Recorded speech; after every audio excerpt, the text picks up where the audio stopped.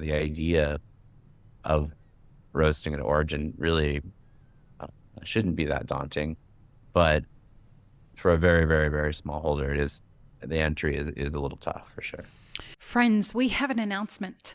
On October 28, 29, and 30, Maple Forward is proud to present the first of its kind live online event titled Introduction to Regenerative Coffee Farming. This workshop will happen live in 3 different events in English, Spanish, and Portuguese to help coffee producers and the rest of us in the coffee industry understand regenerative ag and how to implement it so that coffee farmers stand a chance at surviving these brutal weather conditions long into the future. It will also help us understand how we can talk about regenerative ag to our customers. This live online presentation will be led by highly specialized and experienced agronomists, coffee producers, and agricultural engineers who have worked transforming coffee farms from conventional farms to regenerative farms and agroforestry around the world. Tickets are $10 for coffee producers and $150 for everybody else. When you pay $150 though, you're securing your ticket and the ticket of 14 other coffee producers that didn't quite have the funds to pay for their own tickets. Not only does your ticket buy you access to the workshop, but it also gives you access to newly formed WhatsApp groups, one in English, one in Spanish, one in Portuguese, where people can continue to exchange information and ideas about regenerative ag before and after the workshops. For more details, head to mapleforward.coffee/workshops. Check the link in the show notes for details and help us spread the word about this workshop by sharing our posts on social media. Welcome to the Daily Coffee Pro by Maple Forward, friends. I'm your host, Lee Safar, and this is episode 4 of a fantastic 5-part series with Stephen Vick from African Coffee Roasters. We're talking about getting insights into roasting, packaging, and shipping from origin. And Stephen, in this episode, we're going to be talking about the challenges of roasting, packaging, and shipping from origin. In your experience, in all the time that you guys have been doing this, what are the challenges that you guys are experiencing? Well, I touched on some of them before with regards to regulations and the ochratoxin. That was a big challenge. Overall quality. When you are putting coffee in a shipping container and sending it across the world and you lose control of it at that point until it gets to the other side, there's so many things that can happen. I think that's the biggest hesitation people have to buying coffee that's roasted at origin is the fear that the quality won't be good. And we've learned a ton of lessons. Again, I'm a coffee guy. I'm not a packaging guy. We started with what we thought we knew we need to do the best quality, and that's nitrogen flush the bags, make sure they're well sealed. But even there, we've learned we have to get our nitrogen. First of all, we had to purchase a nitrogen generator. You pretty much can't do high quality coffee without flushing it with some kind of inert gas. Nitrogen's the best. It's expensive to buy and inconsistent sometimes in the quality. So you have a generator that generates nitrogen. We have to get that serviced probably every quarter or so. And then again, just by not having enough steps in the quality process, we've learned a lot of lessons. We learned that if we don't have enough pressure on the line, that the bags won't get filled all the way. So if the bar, I think we have to have 6 bar on the tank. So literally we have an alarm that will ring physically if the bar has gone too low so that we can make sure there's enough pressure on the line. Again, with our big focus is moving the production of the laminate material to Kenya. So we've been working with different laminate manufacturers. So they basically are taking raw materials and then they laminate them together. Most coffee bags, pouches are 3 layers of something. You've got oftentimes a metallic layer inside, your PETs, your PEs, your plastics, pet met, all of these things, certain number of microns each layer. Any laminate manufacturer buys those raw materials and then they manufacture then that layered thing of those 3 layers. Then they print your printing on it, etc. If those layers aren't fused and cured properly, they can actually deteriorate over time, even after you seal. So this one customer, we've been taking, every 100th bag or so, we pull off the line, oxygen test. It goes into a pressurized water tank, which is like a fish tank with water with a air pressure. So you can mimic different types of pressure. You can mimic like if it goes into the air, etc. And then you look for bubbles. So we do that every 100th bag. We're doing all this. Everything was fine. Container lands in Denmark. The customer, this is not Co-op, it's a different customer. They have their own oxygen meter. 30-40% of the bags are high in oxygen. We're like, how could this be? I mean, Oh my God. first credit. Well, again, I'm not a packaging expert by any means. Is even if a product, if the laminate is not laminated properly, that even if you Right. seal at a certain temperature, immediately after sealing, it can actually maintain that seal. But after 20, 48, 72 hours, the material can actually break down and you get a leak. So then we had to incorporate audits. So now in addition to, well, first of all, every pallet we produce, pull now 3 bags from it. One is for an audit that will be done the following week to make sure there's been no breakdown in packaging material. 2, we keep it in an archive. So we have everything that we've produced until it expires. And then now we're actually investing in a machine that can test the tensile strength of the material and that tests all that stuff. So there's that stuff. There's a lot of preformed bags will have an issue. For us, it's just about quality. If we put that coffee in the container and it's going to sit in the container for 3 months, and there's any kind of leak in that package, in the 15,000 packages that are in that container, that coffee is going to be dead. So that's what we really do. So for the pouches that we bring in from outside, we test a certain number from every single box to make sure that there's been no issues. We send our valves in for lab testing as well. But all of that stuff, there's a remarkable number of fake valves out there that roasters don't even know that they're buying. Really? Oh my gosh. There's so many valves manufactured in China that fail, 40-50% failure rates. They even have, I have a good relation. We use Goglio valves and Whip as a Swiss company. Goglio is Italian. But one of the people at Whip, actually, they have found fake Chinese Whip valves that even has their name printed just like their valves. Wow. And they're being made in a fake factory in China. A lot of them are not actually one way. The membranes have problems. There's a very, very popular pouch manufacturer that many roasters that you hear of use a lot. And I'm not going to say their name. You will off air.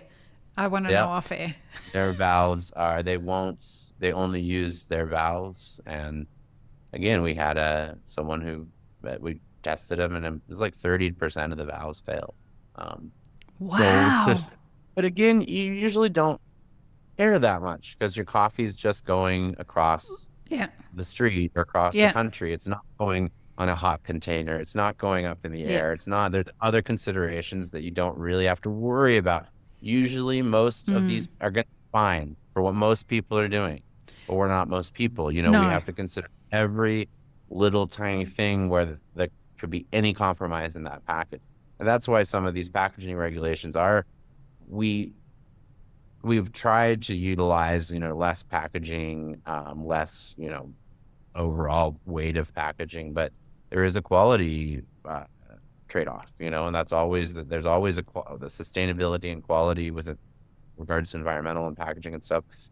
There is a trade-off, and you have to, and it is going to get tricky because, we want the quality of the coffee to be the best, but also obviously don't want to waste or ruin the environment. So it's real tricky.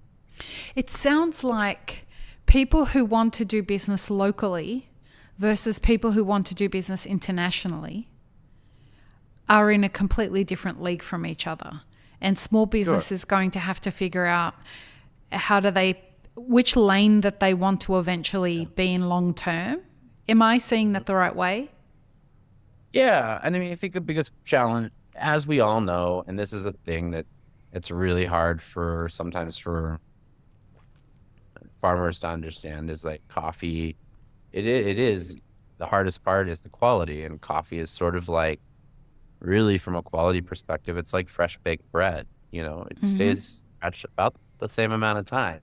So yeah, you can do something to drop that quality and transport it and all of that, but it is a challenge. It is a challenge for sure. I have a lot of farmers. So I think for farmers who want to do this, I know we're talking about the next, it's just Mm. know your know who your customer is. Um, uh, but also just know that it's an economy of scale. If you are going to scale and you are going to open up to different types of markets, you have to be able to, there's still, even though you're roasting your own coffee, that jurisdiction or that market is still going to have some kind of demand that you have to follow. Well, because And, and this is so something that I would go ahead. you can't just, us just going to the US, that was a whole new thing. We had to learn about US labeling because Yeah. again, we're doing how big the net weight has to be, certain Mm. size. All this stuff is different. So And it's really evolving. all the time. Yeah. Yeah. This brings up something that I think is really you're uniquely positioned to talk about something like this, or at least more so than others, because you have worked in bigger businesses and in small businesses and in different countries. Coffee producers have this challenge where they look at the price that they're selling coffee for, and they look at the price that roasted coffee is being sold for, and they really grapple with the discrepancy between those two things. Mm-hmm. Now, when I hear you talk about the compliancing that's required to do what you have to do, and the amount of equipment that you have to purchase and continue to evolve, and testing, etc., it almost sounds like the majority of the money that you guys are spending on doing what you're doing is in that compliancing, and it's in that labor that's required to do all the things that are necessary to take the coffee that has been turned from green to brown into something that's a packaged product that's going to be consumed by white people in a foreign land. Yeah. Yeah, that's true. Wh- I mean, it's almost, when I think also about what the future lies, it is going to be still tough for a coffee cooperative to roast their coffee and sell it. Mm. But it's similar to what I was talking about with there are really great private green coffee Mm. companies out there building their infrastructure, like an AgroEvolve, like I said. That is an example of a green coffee business. It really, for us, when we work with a couple of roasters directly, who have their own farms. When we work with them, we work completely transparently. This is how much we're making. This is how much our cost is. Awesome. So we just open the books and say, this is literally what our costs are. Yeah. And so I think there needs to be more companies that do that, or more Yeah. even governments who create, maybe not governments in some places, but more private companies like a private green coffee company who owns their washing stations, paying for the cherry, doing all these good things. There just needs to be more roasting companies that will do that. So maybe it might be hard for a smallholder, but there could be more companies like this who are saying, hey, come to our facility. We comply here, and we're going to be transparent with how we're operating. Sure, it would be Yeah. great. Farmer owned that. And that is actually our long-term goal, is that have some of the equity in the company go, uh, some of the farmers who we work with the most to have equity in our company. Yeah. We Amazing. want to be profitable before we do that, consistently. But that is our long-term goal. Co-op does not want to own a coffee roasting company forever. IFU, their ownership is entirely in loans that we have to pay back. Mm-hmm. So I think I even started saying in the first episode, but yeah, that's something that we're trying to figure out in the next step in the next 5 to 10 years is how can we in some way give some of equity back to the coffee farmers who we work the most with. We're not there yet by any means, not even close, but that's the goal, Yeah. and I think that if there's more like-minded companies like that, or more, again, it is an economy of scale to a certain point with regards to coffee. There's certain fixed costs where it's just really hard to send 5 bags of coffee, there's certain where it just does help to have some kind of scale to make it realistic. So I think there could be more companies like us who operate as a lot of private green coffee operations do, buying cherry, paying a good price for it, selling green coffee. Just operate as a roasting facility, co-roasting, Yeah, I just think right now we learned that of all of the non-soluble coffee, and I think non-single serve coffee that's sold in the EU, 40% of that coffee that's roasted in a country of origin comes from our facility. Wow. So it's, and if you think about the volume we're doing and the amount of coffee that is consumed in Europe, nobody's doing it. No. And we're now our second year in a row. Again, we had this little issue with ochratoxin, but we're doing well. Probably going to see next year our first pretty significant profit. Oh, wow. Profit, excellent.